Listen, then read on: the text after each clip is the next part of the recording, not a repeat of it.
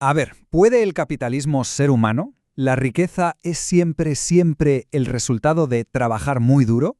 Hoy vamos a meternos de lleno en un texto que le da una vuelta a estas y otras ideas, analizando lo que llama los grandes mitos del sistema capitalista. Y esta es la idea de partida, la premisa central de todo el material que vamos a ver, que muchas de las creencias que damos por sentadas sobre el capitalismo, pues en realidad son mitos. Todo el argumento se construye sobre esto, así que vamos a ver cuáles son. Venga, empezamos por el primer gran tema, la famosa cara humana del capitalismo. El texto se pregunta si de verdad este sistema es o puede llegar a ser algo moralmente defendible. Aquí lo tenemos. La primera creencia que el texto pone sobre la mesa como un mito es justo esa, la idea de que el sistema se puede, humanizar, hacerlo más amable. Para rebatir esto, el texto va directo al grano. Argumenta que el sistema se basa en la explotación. ¿Y qué entiende por explotación? Pues básicamente la ganancia que obtiene la clase propietaria, la burguesía, del trabajo que hacen otros. La imagen, desde luego, lo dice todo sin necesidad de muchas palabras.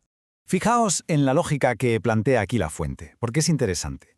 Sostiene que si la explotación es el motor que mueve todo el sistema, quitarla no es reformarlo, es desmontarlo. Vamos, que según este análisis, un capitalismo sin explotación es sencillamente una contradicción. Vale, pasamos ahora a una afirmación mucho más grande, una que el texto se propone desmontar por completo, la idea de que este es el mejor sistema posible para que la humanidad progrese.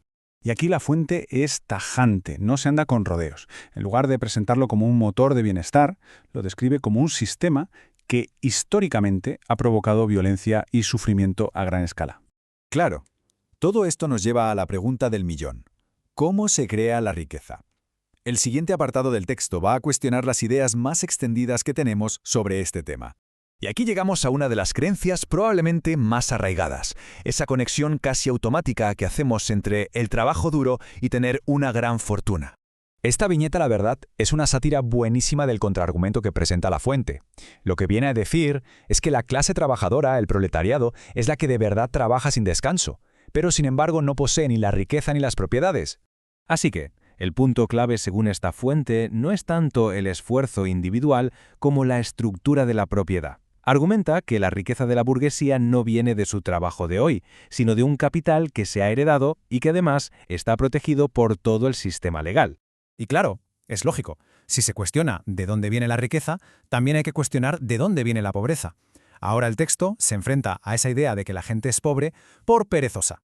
El texto dice que esta afirmación es la peor ofensa. ¿Por qué? Porque su argumento es que, a menudo, la realidad es justo la contraria. Los que más trabajan son los que peor viven. Y la imagen, de nuevo, busca ese contraste visual tan potente para reforzar la idea. Bueno, una vez analizados los mitos sobre la riqueza y la pobreza, el texto pasa a calcular lo que considera que es el precio real a pagar por este sistema, sus consecuencias directas.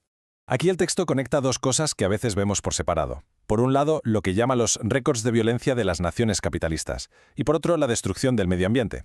La argumentación es que no son casualidad, sino dos caras de la misma moneda. Para que todo esto no se quede en abstracto, la fuente da un ejemplo muy concreto de El Salvador y cita una cifra de más de 2.700.000 personas pobres.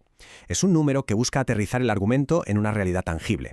Y con este dato lo que se busca es conectar esa estructura económica que se describe con un impacto directo, medible y, la verdad, muy duro en la vida de los más vulnerables.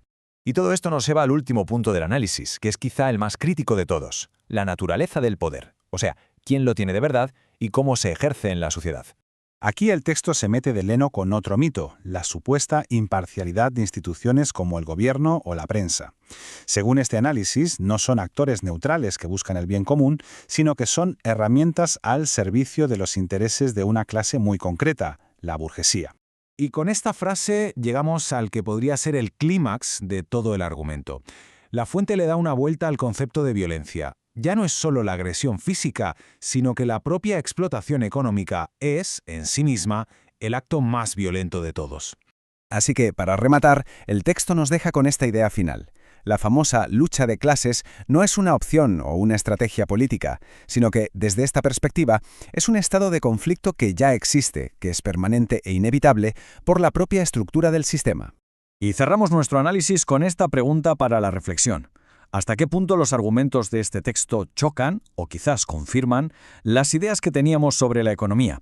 Una cuestión que sin duda da para pensar.